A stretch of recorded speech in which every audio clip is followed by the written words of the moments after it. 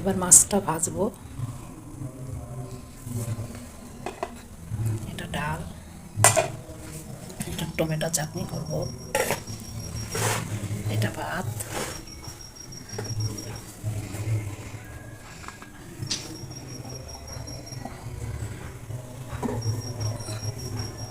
দেখো এখন মাছটা দিয়ে দেবো। তেলটা গরম হয়ে গেছে, এখন আমি মাছগুলো আস্তে আস্তে দিয়ে দেবো।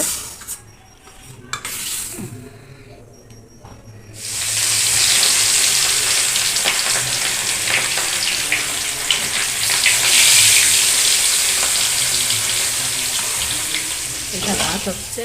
আজকে হলো আমি করছি দই কাতলা। এই যে কাজু বেটে রেখেছি, এই যে মশলা করে রেখেছি, মাছ ভাজা করছি এখন। এই যে ভাতটা আমার প্রায় হয়ে আসছে, তাহলে আমার হয়ে যাবে।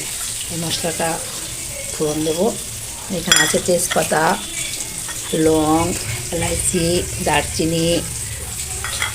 হয়ে গেলে, মাছটা ভাজা হয়ে গেলে আমি বসিয়ে দেবো দই কাতলাটা। আজকে জামাই মেয়ে সবাইকে নিমন্ত্রণ করা হয়েছে, তারাও এখানে খাবে। এখনো আসেনি, তারা আসবে। জামাই বাজার করে দিয়ে গেল। আমার তরকারিটা এখন কমপ্লিট, দই কাতলা। এখন পরিবেশন করব।